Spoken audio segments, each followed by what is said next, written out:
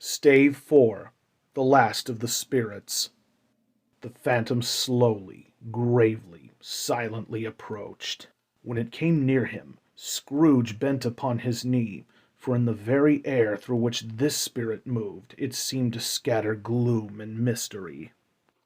It was shrouded in deep black garment which concealed its head, its face, its form, and left nothing of it visible save one outstretched hand. But for this it would have been difficult to detach its figure from the night, and separate it from the darkness by which it was surrounded.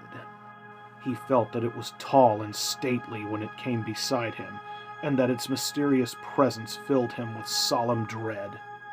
He knew no more, for the spirit neither spoke nor moved. "Am I in the presence of the ghost of Christmas yet to come?" said Scrooge. The spirit answered not, and pointed onward with its hand. "You are about to show me the shadows of the things that have not happened, but will happen in the time before us," Scrooge pursued. "Is that so, spirit?" The upper portion of the garment was contracted for an instant in its folds, as if the spirit had inclined its head. That was the only answer he received. Although well used to ghostly company by this time, Scrooge feared the silent shape so much that his legs trembled beneath him, and he found that he could hardly stand when he prepared to follow it. The spirit paused for a moment, as observing his condition and giving him time to recover. But Scrooge was all the worse for this. It thrilled him with a vague, uncertain horror to know that behind the dusky shroud there were ghostly eyes intently fixed upon him, while he, though he stretched his own to the utmost, could see nothing but a spectral hand at one great heap of black. "Ghost of the future," he exclaimed, "I fear you more than any spectre I have seen. But as I know your purpose is to do me good, and as I hope to live to be another man from what I was, I am prepared to bear you company, and do it with a thankful heart. Will you not speak to me?" It gave him no reply. The hand was pointed straight before them. "Lead on," said Scrooge. "Lead on. The night is waning fast, and it is precious time to me, I know. Lead on, spirit." The phantom moved away as it had come towards him. Scrooge followed in the shadow of its dress, which bore him up, he thought, and carried him along. They scarcely seemed to enter the city, for the city rather seemed to spring up about them and encompass them of its own act. But there they were, in the heart of it, on 'change, amongst the merchants, who hurried up and down and chinked the money in their pockets, and conversed in groups, and looked at their watches, and trifled thoughtfully with their great gold seals and so forth, as Scrooge had seen them often. The spirit stopped beside one little knot of businessmen. Observing that the hand was pointed to them, Scrooge advanced to listen to their talk. "No," said a great fat man with a monstrous chin. "I don't know much about it either way. I only know he's dead." "When did he die?" inquired another. "Last night, I believe." "Why, what was the matter with him?" asked a third, taking a vast quantity of snuff out of a very large snuff-box. "I thought he'd never die." "God knows," said the first man with a yawn. "What has he done with his money?" asked a red-faced gentleman with a pendulous excrescence on his nose that shook like the gills of a turkey-cock. "I haven't heard," said the man with the large chin, yawning again. "Left it to his company, perhaps? He hasn't left it to me, that's all I know." This pleasantry was received with a general laugh.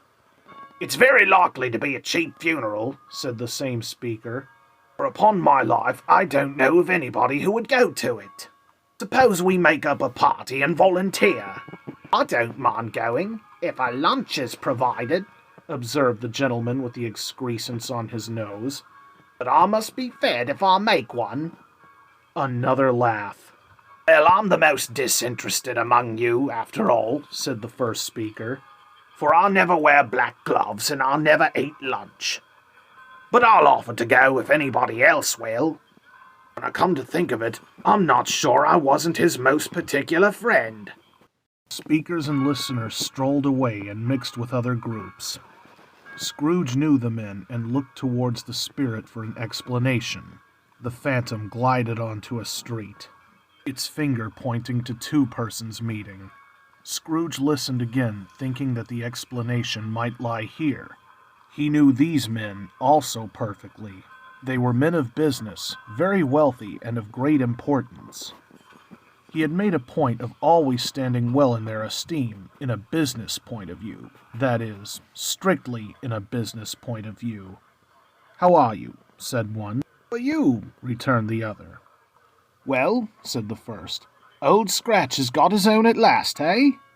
"So I'm told," returned the second. "Cold, isn't it? Seasonable for Christmas time. You're not a skater, I suppose?"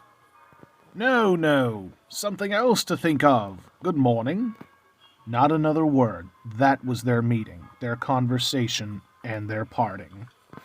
Scrooge was at first inclined to be surprised that the spirit should attach importance to conversations apparently so trivial. But feeling assured that they must have had some hidden purpose, he set himself to consider what it was likely to be. They should scarcely be supposed to have any bearing on the death of Jacob, his old partner, for that was past. This ghost's province was the future. Nor could he think of anyone immediately connected with himself to whom he could apply them. But nothing doubting that to whomsoever they applied, they had some latent moral to his own improvement.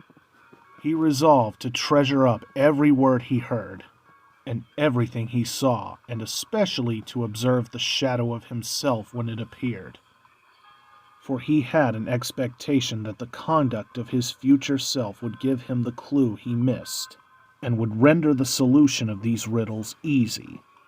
He looked out in that very place for his own image, but another man stood in his accustomed corner, and though the clock pointed to his usual time of day for being there, he saw no likeness of himself among the multitudes that poured in through the porch. It gave him little surprise, however, for he had been revolving in his mind a change of life, and thought and hoped he saw his newborn resolutions carried out in this. Quiet and dark beside him stood the phantom with its outstretched hand. When he roused himself from his thoughtful quest, he fancied from the turn of the hand and its situation in reference to himself that the unseen eyes were looking at him keenly. It made him shudder and feel very cold. They left the busy scene and went to an obscure part of town where Scrooge had never penetrated before, although he recognized its situation and its bad repute. The ways were foul and narrow, the shops and houses wretched, the people half naked, drunken, slipshod, ugly. Alleys and archways, like so many cesspools, disgorged their offenses of smell and dirt and life upon the straggling streets, and the whole quarter reeked with crime and filth and misery. Far in this den of infamous resort there was a low-browed beetling shop below a penthouse roof, where iron, old rags, bottles, bones, and greasy offal were bought.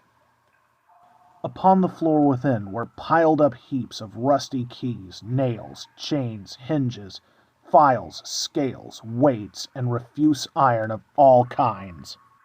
Secrets that few would like to scrutinize were bred and hidden in mountains of unseemly rags, masses of corrupted fat and sepulchres of bones. Sitting in among the wares he dealt in by a charcoal stove made of old bricks was a gray-haired rascal nearly 70 years of age, who had screened himself from the cold air without by a frowsy curtaining of miscellaneous tatters hung up on a line, and smoked his pipe in all the luxury of calm retirement. Scrooge and the Phantom came into the presence of this man just as a woman with a heavy bundle slunk into the shop. But she had scarcely entered when another woman similarly laden came in too, and she was closely followed by a man in faded black who was no less startled by the sight of them than they had been upon the recognition of each other. After a short period of blank astonishment in which the old man with the pipe had joined them, They all three burst into a laugh. "Let the charwoman alone be the first," cried she who had entered first. "Let the laundress alone be the second, and let the undertaker's man alone be the third. Look here, old Joe, here's a chance. If we haven't all met here without meaning it." "You couldn't have met in a better place," said old Joe, removing his pipe from his mouth. "Come into the parlour. You were made free of it long ago, you know. And the other two aren't strangers. Stop till I shut the door of the shop. Ah, how it shrieks! There ain't a rusty bit of metal in this place as its own hinges, I believe, and I'm sure there's no such old bones here as mine. Ha ha! We're all suitable to our calling. We're all matched. Come into the parlour, come into the parlour." The parlour was the space behind the screen of rags. The old man raked the fire together with an old stair-rod, and having trimmed his smoky lamp, for it was night, with the stem of his pipe, and put it back in his mouth again. While he did this, the woman who had already spoken threw her bundle on the floor and sat down in a flaunting manner on a stool, crossing her elbows on her knees and looking with a bold defiance at the other two. "Odds, then? What odds, Mrs. Dilber?" said the woman. "Every person has the right to take care of themselves. He always did." "True indeed," said the laundress. "No man more so." "Why then, don't stand staring as if you was afraid, woman. Who's the wiser? We're not going to pick holes in each other's coats, I suppose." No, indeed, said Mrs. Dilber and the man together. "We hope not." "Very well, then," cried the woman. "It's enough. Who's worse for the loss of a few things like these? Not a dead man, I suppose." "No, indeed," said Mrs. Dilber, laughing. "If he wanted to keep 'em after he was dead, a wicked old screw," pursued the woman, "why wasn't he natural in his lifetime? If he had been, he'd have somebody look after him when he was struck with death, instead of lying there gasping out his last there alone by himself." "It's truest word that was ever spoke," said Mrs. Dilber. "It's a judgment on him." "I wish it was a little heavier judgment," replied the woman. "And it should have been, you may depend upon it, if I could have laid my hands on anything else. Open the bundle, old Joe, and let me know the value of it. Speak out plain. I'm not afraid to be the first, nor afraid for them to see it. We knew pretty well that we were helping ourselves before we met here, I believe. It's no sin to open a bundle, Joe." But the gallantry of her friends would not allow of this, and the man in faded black mounted the breach first, produced his plunder. It was not extensive. A seal or two, a pencil case, a pair of sleeve buttons, and a brooch of no great value were all. They were severely examined and appraised by old Joe, who chalked up the sums he was disposed to give for each upon the wall, and added them up to a total when he found that there was nothing more to come. "That's your account," said Joe, "and I wouldn't give another sixpence if I was to be boiled for not doing it. Who's next?" Mrs. Dilber was next. Sheets and towels, a little wearing apparel, 2 old-fashioned silver teaspoons, a pair of sugar tongs, and a few boots. Her account was stated on the wall in the same manner. "I always give too much to ladies. It's a weakness of mine, and that's the way I ruin myself," said old Joe. "That's your account. If you asked me for another penny and made it an open question, I'd repent of being so liberal and knock off half a crown." "And now undo my bundle, Joe," said the first woman. Joe went down on his knees for the greater convenience of opening it, and having unfastened a great many knots, dragged out a large and heavy roll of some dark stuff. "What do you call this?" said Joe. "Bed curtains." "Ah!" returned the old woman, laughing and leaning forward on her crossed arms. "Bed curtains!" "You don't mean to say you took 'em down, rings and all, with him lying there?" said Joe. "Yes, I do," replied the woman. "Why not? You were born to make your fortune, said Joe, and you'll certainly do it. I certainly shan't reach my hand when I can get anything in it by reaching it out for the sake of such a man he was, I promise you, Joe, returned the woman coolly. Don't drop that oil upon the blankets now. His blankets? Asked Joe. Whose else do you think? Replied the woman. He isn't likely to take cold without them, I dare say. I hope he didn't die of anything catching, eh? Said old Joe, stopping in his work and looking up. Don't you be afraid of that, returned the old woman. I ain't so fond of his company that I'd lauder about him for such things if he did, huh? You may look through the shirt till your eyes ache, but you won't find a hole in it nor a threadbare place. It's the best he had, and a fine one too. They'd have wasted it if it hadn't been for me. What do you call wasting of it? Asked old Joe. Putting it on him to be buried in, to be sure, replied the old woman with a laugh. Somebody was fool enough to do it, but I took it off again. If calico ain't good enough for such a purpose, it isn't good enough for anything. It's quite as becoming to the body. He can't look uglier than he did, that one. Scrooge listened to this dialogue in horror.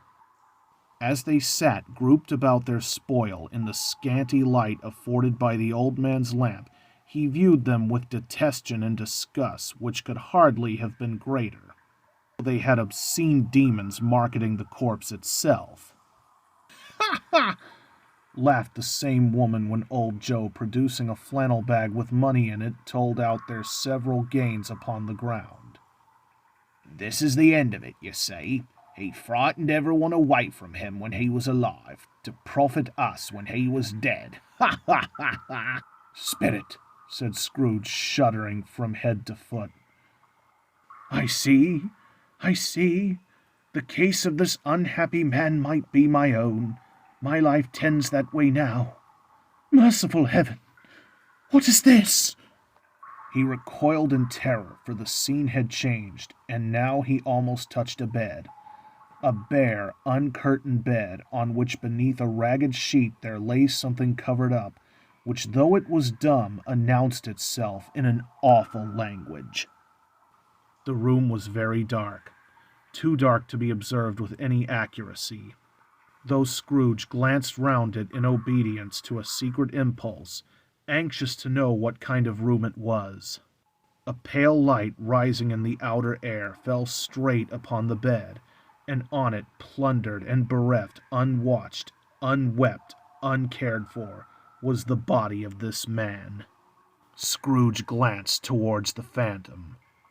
Its steady hand was pointed to the head. The cover was so carelessly adjusted that the slightest raising of it, the motion of a finger upon Scrooge's part, would have disclosed the face. He thought of it, felt how easy it would be to do, and longed to do it, but had no more power to withdraw the veil than to dismiss the spectre at his side. O cold, cold, rigid, dreadful death, set up thine altar here, and dress it with such terrors as thou hast at thy command. For this is thy dominion. But of the loved, revered, and honored head thou canst not turn one hair to thy dread purpose, or to make one feature odious. It is not that the hand is heavy and will fall down when released. It is not that the heart and pulse are still, but that the hand was open, generous and true, the heart brave, warm and tender, and the pulse a man's. Strike, shadow, strike, and see his good deeds springing from the wound, to sow the world with life immortal. No voice pronounced these words in Scrooge's ears, and yet he heard them when he looked upon the bed. He thought, if this man could be raised up now, what would be his foremost thoughts? Avarice, hard-dealing, griping cares? They have brought him to a rich end, truly. He lay in the dark, empty house, with not a man, a woman, or a child to say he was kind to me in this or that, and for the memory of one kind word, I will be kind to him. A cat was tearing at the door, and there was a sound of gnawing rats beneath the hearthstone. What they wanted in the room of death, and why they were so restless and disturbed, Scrooge did not dare to think. "Spirit," he said, "this is a fearful place. In leaving it, I shall not leave its lesson. Trust me, let us go." Still the ghost pointed with an unmoved finger to the head. "I understand you," Scrooge returned, "and I would do it if I could, but I have not the power, Spirit. I've not the power." Again it seemed to look upon him. "If there is any person in town who feels emotion caused by this man's death," said Scrooge, quite agonized, "show that person to me, Spirit. I beseech you." The phantom spread its dark robe before him for a moment, like a wing, and withdrawing it, revealed a room of daylight where a mother and her children were. She was expecting someone with some anxious eagerness, for she walked up and down the room, startled at every sound, looked out from the window, glanced at the clock, tried but in vain to work with her needle, and could hardly bear the voices of the children in their play. At length the long-expected knock was heard. She hurried to the door, and met her husband, a man whose face was careworn and depressed, though he was young. There was a remarkable expression in it now, a kind of serious delight of which he felt ashamed, and which he struggled to repress. He sat down to the dinner that had been hoarding for him by the fire, and when she asked him faintly what news, which was not until after a long silence, he appeared embarrassed how to answer. "Is it good," she said, "or bad?" To help him. "Bad," he answered. "We're quite ruined?" "No, there's hope yet, Caroline." "If he relents," she said, amazed. "There is nothing past hope if such a miracle has happened." "He is past relenting," said her husband. "He is dead." She was a mild and patient creature if her face spoke truth, but she was thankful in her soul to hear it, and she said so with clasped hands. She prayed forgiveness the next moment, and was sorry, but the first was the emotion of her heart. "What the half-drunken woman whom I told you of last night said to me when I tried to see him and obtained a week's delay, and what I thought was mere excuse to avoid me, turns out to have been quite true. He was not only very ill, but dying then." "To whom will our debt be transferred?" "I don't know, but before that time we shall be ready with the money, and even though we were not, it would be bad fortune indeed to find so merciless a creditor in his successor. We may sleep tonight with light hearts, Caroline." Yes, soften it as they would, their hearts were lighter. The children's faces, hushed and clustered round to hear what they so little understood, were brighter, and it was a happier house for this man's death. The only emotion that the ghost could show him caused by the event was one of pleasure. "Let me see some tenderness connected with a death," said Scrooge, "or that dark chamber spirit which we left just now will be forever present to me." The ghost conducted him through several streets familiar to his feet, and as they went along, Scrooge looked here and there to find himself, but nowhere was he to be seen. They entered poor Bob Cratchit's house, the dwelling he had visited before, and found the mother and the children seated round the fire, quiet, very quiet. The noisy little Cratchits were still as statues in one corner, and sat looking up at Peter, who had a book before him. The mother and her daughters were engaged in sewing, but surely they were very quiet. "And he took a child and set him in the midst of them." Where had Scrooge heard those words? He had not dreamed them. The boy must have read them out as he and the spirit crossed the threshold. Why did he not go on? The mother laid her work upon the table and put her hand up to her face. "The color hurts my eyes," she said. "The color? Ah, poor Tiny Tim." "They're better now again," said Cratchit's wife. "It makes them weak by the candlelight." And I wouldn't show weak eyes to your father when he comes home for the world. It must be near his time." "Past it, rather," Peter answered, shutting up his book. "But I think he's walked a little slower than he used these last few evenings, Mother." They were very quiet again. At last she said, in a very steady, cheerful voice that only faltered once, "I have known him to walk with. I have known him to walk with Tiny Tim upon his shoulder, very fast indeed." "And so have I," cried Peter. "Often." "So have I," exclaimed another. So had all. "But he was very light to carry," she resumed, intent upon her work. "And his father loved him so that it was no trouble. No trouble. And there is your father at the door." She hurried out to meet him, and little Bob and his comforter, he had need of it, poor fellow, came in. His tea was ready for him on the hob, and they all tried who should help him to it most. Then the two young Cratchits got upon his knees and laid each child a little cheek against his face, as if they said, "Don't mind it, father, don't be grieved." Bob was very cheerful with them, and spoke pleasantly to all the family. He looked at the work upon the table, and praised the industry and speed of Mrs. Cratchit and the girls. They would be done long before Sunday, he said. "Sunday? You went today then, Robert?" said his wife. "Yes, my dear," returned Bob. "Wish you could have gone. It would have done you good to see how green a place it is." "But you'll see it often. I promised him that I would walk there on a Sunday." "My little child," cried Bob. "My little child!" He broke down all at once. He couldn't help it. If he could have helped it, he and his child would have been farther apart than perhaps they were. He left the room and went upstairs into the room above, which was lighted cheerfully and hung with Christmas. There was a chair set close beside the child, and there were signs of someone having been there lately. Poor Bob sat down in it, and when he had thought a little and composed himself, he kissed the little face.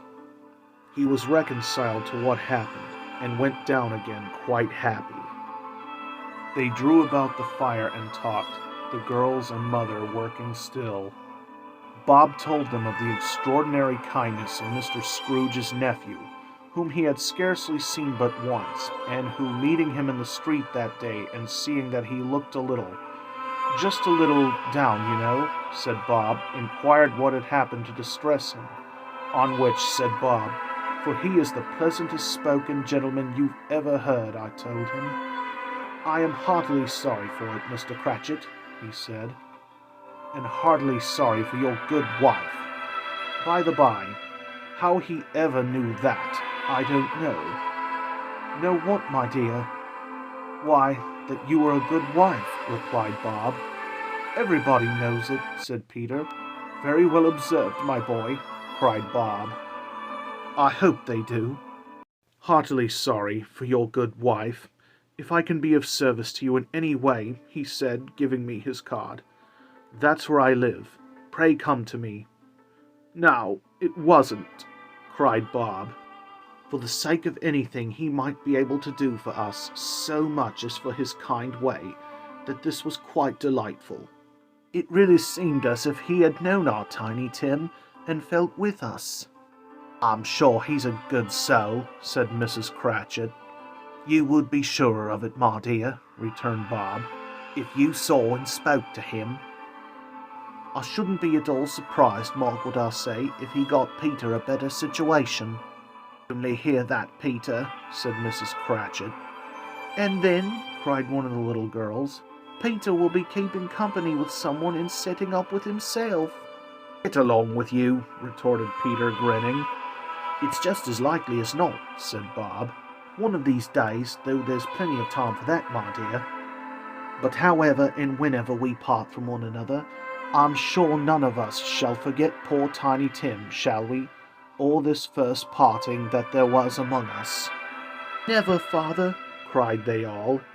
"And I know," said Bob, "I know, my dears, that when we recollect how patient and how mild he was, although he was little child, We shall not quarrel easily among ourselves and forget poor Tiny Tim in doing it." "No, never, father," they cried again. "I'm very happy," said little Bob. "I'm very happy." Mrs. Cratchit kissed him. His daughters kissed him. The two young Cratchits kissed him.